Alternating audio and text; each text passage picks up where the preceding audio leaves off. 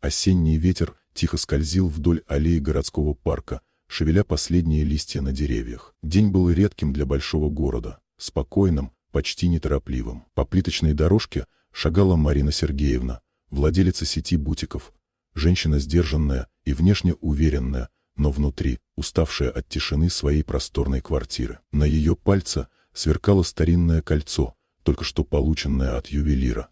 Тонкая золотая оправа и холодный камень, напоминающий утренний лед. Марина любила вещи с историей, тихие, без показного блеска. Она шла медленно, когда заметила девочку, стоявшую возле небольшой мобильной витрины с игрушками. Девочка в простой курточке смотрела на аккуратную тряпичную куклу, с такой внимательностью и тихим желанием, которое видно только очень внимательному взрослому. Марина почти прошла мимо, но что-то в душе остановило ее. Она вернулась. «Тебе нравится эта кукла?» — мягко спросила она. Девочка вздрогнула, подняла светлые глаза. «Да, но она дорогая», — сказала просто, без жалобы. Марина заметила в ее голосе ту раннюю осторожность, которая появляется у детей, привыкших считать каждую копейку. «Как тебя зовут?» «Лена». Рядом на лавочке сидела ее мама, усталая женщина в темном пальто. Луч солнца упал на руку Марины, и кольцо блеснуло. Лена посмотрела на него долго, слишком внимательно для ребенка. «Такое кольцо было у моей мамы», — тихо сказала она,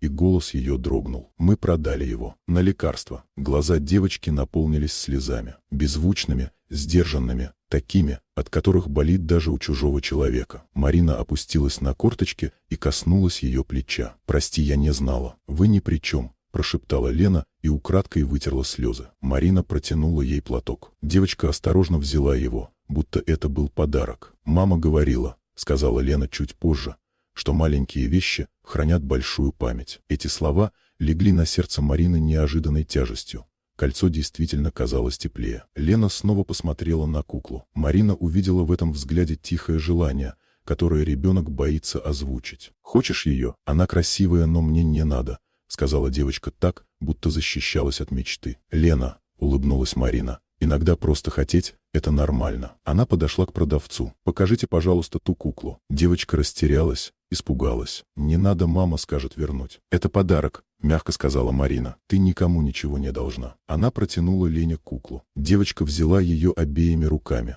Сначала осторожно, потом крепко прижала к груди. На глазах блеснули новые слезы, не горькие, а тихо счастливые. «Спасибо», — едва выдохнула она. Но взгляд снова метнулся к маме. Страх был еще жив. «Пойдем», — предложила Марина. «Я сама все объясню». Они подошли к лавочке. Мать подняла глаза, настороженные, смущенные. Марина присела рядом. «Я познакомилась с вашей дочкой. Она замечательная девочка. И я хочу подарить ей эту куклу. Просто так, не по просьбе, по доброте». Женщина долго смотрела на Лену, затем на Марину. И, наконец, выдохнула. «Спасибо, я даже не знаю. Вам ничего не нужно», — тихо ответила Марина. «Просто позвольте ей радоваться». Мать кивнула. «Оставь, Леночка, это хороший подарок». Лена шагнула вперед и неожиданно обняла Марину. В этом объятии было все: благодарность, боль, свет и что-то очень чистое. Когда они расстались, Марина сказала: «Береги ее». «Буду», — уверенно ответила девочка. Марина пошла дальше по аллее. Кольцо вновь блеснуло, но теперь оно хранило новую историю,